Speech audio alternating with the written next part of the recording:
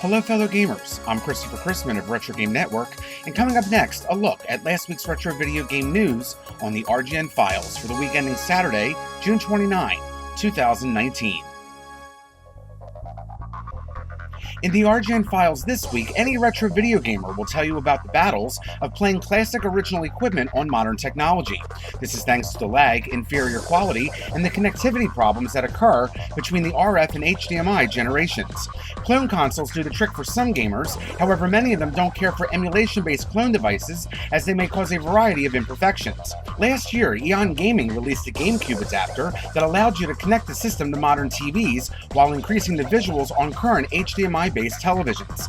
Last week, the company announced a similar product, this time for the Nintendo 64, called the Super 64. The device, which is a plug-and-play style product, plugs directly into your original N64 and converts the standard output port to an HDMI port. The item works by taking advantage of the native S-Video support that was built into the Nintendo 64, scaling the video up to 480p. It doesn't, however, convert the signal to high definition, as the N64 did not have native RGB output. Instead, it will make for the cleanest and crispest possible video signal, as native to both the N64 and HDMI-based television sets. A concept called Slick Mode has also been implemented into the product, which improves the video quality by using a smoothing method.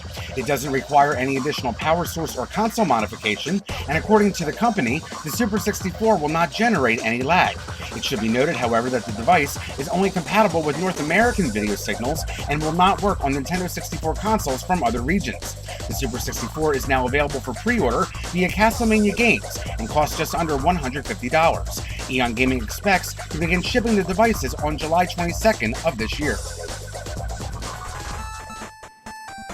Last March, we reported on the discovery of a previously unreleased NES prototype game called UWC Wrestling. The game was being developed by Japanese studio Sita back in the late 1980s, during a time period when professional wrestling was going through a variety of administrative changes across the board. Some of the wrestlers and personas found within the game include such legends as Ric Flair, Sting, and Joseph the Animal Laurentis of the Road Warriors, of course. All these characters and personalities at the time belonged to the wrestling organization that would later become the World Championship Wrestling, or WCW. According to new information in regards to the game's progress and development, 22% of the ROM image contains data that is inaccessible. UWC Wrestling features 3 modes of play, as well as 3 difficulty levels. The game will increase in difficulty every 4 rounds, features a 2-player mode, and was programmed to have an ending, complete with credit scrolls upon completion. Due to a variety of reasons, however, the game was never completed or released. The most current owner of the cartridge, Stephen Reese, also known as Archon1981 on YouTube, had announced when he purchased the game that he wanted to ensure that the game was not lost forever and promised the retro video game community some form of preservation. Thanks to his generosity, the game has been officially preserved in the form of a ROM dump and has now been released publicly.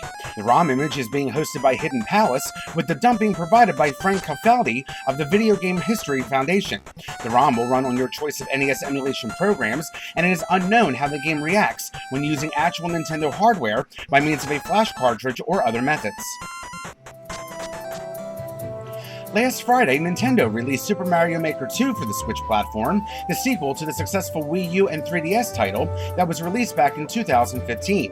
This unique experience allows fans of the Mario franchise to create their very own customized levels of games based on worlds from Super Mario Bros., Super Mario Bros. 3, Super Mario World, and New Super Mario Bros. U.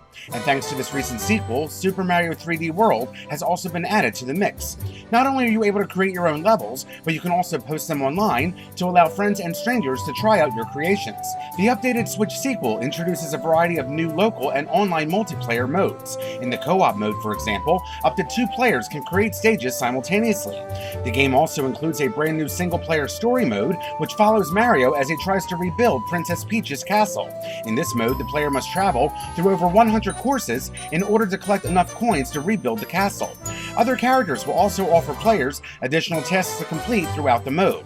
While the original game used the touchscreen of the Wii U and 3DS to aid with the level development, the new sequel will allow the creators the choice to use either the touchscreen on the Switch unit itself or by using the controllers and the television set.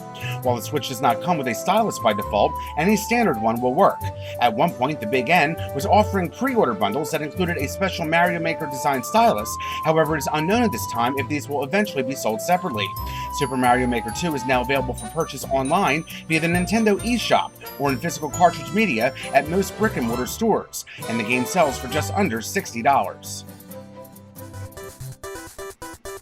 A new homebrew title called Orange Island is currently in the works that is slated to be published for the PC and Macintosh via the Steam platform. The retro-style game in a modern world is based off the audio visuals of the NES to the point of ensuring full compatibility with the retro console in hopes to eventually port the game to the 8-bit system. One normal summer vacation soon turned into a generational tale about family, friendship, hope, bravery, and our impact on the environment. As Theo and his friends arrive on the coast of the tropical Orange Island, they learn of the island's history and the complicated past between Theo's grandmother and the local slimes. Orange Island is the creation of former Sega designer Ted Sturchy, who is now independently creating the game that has been in the works since his high school days on his very own accord. It borrows from such classic action and platformer games, including Kirby's Adventure and Zelda 2, and offers a variety of puzzle and RPG elements. Ted has also collaborated with Lucky Softworks, Malling, and Sky Devil Palm, with some music coming to us from Secret of Mana alumni Hiroki Tsuka. The game is being released for computers via Steam, with a stretch goal that would bring the game to physical NES cartridges. The lowest possible pledge to get a copy of the game is $13 for a Steam copy, with the lowest pledge required for a physical NES copy, if created, being $70. In order for the NES cartridges to become a reality, a total of just over $43,000 must be earned no later than July 24th. As of the time of the recording of this podcast, the total earned on Kickstarter is $28,923. Steam versions will be published in May of 2020, with the physical Nintendo versions, if produced, being ready by August of next year. Earlier this month, we reported that Limited Run Games had struck a deal with LucasArts to offer reproduction titles from the Star Wars and Monkey Island franchises directly from the retro era. This doesn't mark the first time that titles were developed for a retro console by Limited Run, as last year they offered collectors an NES title called Golf to coincide with the release of Golf Story for the Nintendo Switch. The first set of games from this new arrangement went on sale last Friday with the release of the NES and Game Boy versions of Star Wars from 1991. The cartridges are being created with the help of Retrobit, who has supplied the internal boards, which have been rigorously tested and meet the proper voltage standards of official NES and Game Boy boards, as to not damage original console hardware. As a homage to the original Star Wars action figures of the 1970s, both the NES and Game Boy games are published in a cardboard and plastic packaging that mimic the look of the displays at toy stores. According to Limited Run Games, these titles are uniquely produced in such a way that opening the package will not physically damage the outer shell, as would have otherwise have been the case. These games were produced only for the USA and NTSC standards, with no international or PAL versions being made available at this time or planned for the future. While the cartridges are compatible with clone systems, full compatibility cannot be completely guaranteed due to a wide variety of available hardware, according to Limited Run. Both games were limited to 3,000 copies for each system and sold for a cost of just under $40 each. Both the NES and Game Boy Star Wars reproductions from Limited Run sold out within hours of availability and are now slated to be shipped out by the end of September of this year. Historically speaking, the best-selling single-computer model of all time came to us in the form of the Commodore 64, which was originally available between 1982 and 1994. Last year, Retro Games Limited entered the mini throwback console market and released a mini version of the classic computer. Those behind the mini system have been listening to their customer suggestions and have recently announced a brand new model of it, now simply called the C64, which will bring a full-size clone of the original Commodore machine into the current generation. The updated version will feature the biggest request, a fully functional keyboard. However, it is currently unknown at the present time if the key switches will be mechanical or otherwise. The C64 provides a high-definition output with a maximum resolution of 720p, 2 additional USB ports, and supports both 50Hz PAL and 60Hz NTSC video signals, making it compatible with all regions. It also includes a new model of joystick, which has been upgraded with new switches for better performance. Just like the original mini version, the console will come with the same 64 built-in games, now including the basic programming language. And yes, it is still compatible with ROM images by means of flash drive loading, allowing you to play games from sources that the gamer supplies personally. It also will double as a fully featured VIC-20 clone as well, which will also give the buyer the same ROM image loading compatibility. Pre-orders are now being accepted from a variety of retailers from within the UK, Germany, and Italy. However, additional retailers are planned to be announced at a later date. The retail price of the clone is just under 110 British pounds, which is approximately 135 US dollars. The C64 is slated to be released later this year, just in time for the upcoming holiday season. And finally, this week, a few weeks ago, Retro Game Network had reported on the news of the upcoming 25th anniversary edition of the Sega CD title Corpse Killer that will be getting remastered for modern systems by Screaming Villains next month. One of the modern implementations of the game is the inclusion of trophies for those that purchased the PlayStation 4 edition. Originally released for the Sega CD peripheral by Digital Pictures in 1994, Corpse Killer had a number of ports available later to other Sega video game consoles, as well as the 3DO. The Sega Saturn edition, which this remastered version will be based on, featured exclusives at the time, such as full-screen video with improved quality, a difficulty selection, various items and power-ups, and a collection of in-your-face zombie attacks. These attacks involve a zombie that would pop up immediately in front of the camera and virtually attack the player. A total of 29 potential trophies can be unlocked for the upcoming PS4 version.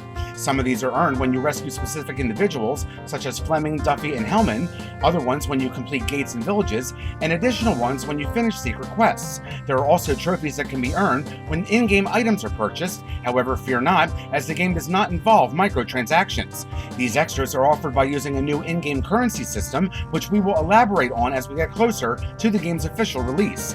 Corpse Killer will be released for the PlayStation 4 and on PCs running Steam, with the PlayStation 4 version getting published additionally on physical media via limited run games. In addition, just like the previous releases of Night Trap and Double Switch, a special edition will also be made available for purchase. No information about this special edition, nor any pricing information has been offered at this time. Corpse Killer is slated to be available for pre-order starting in the middle of next month.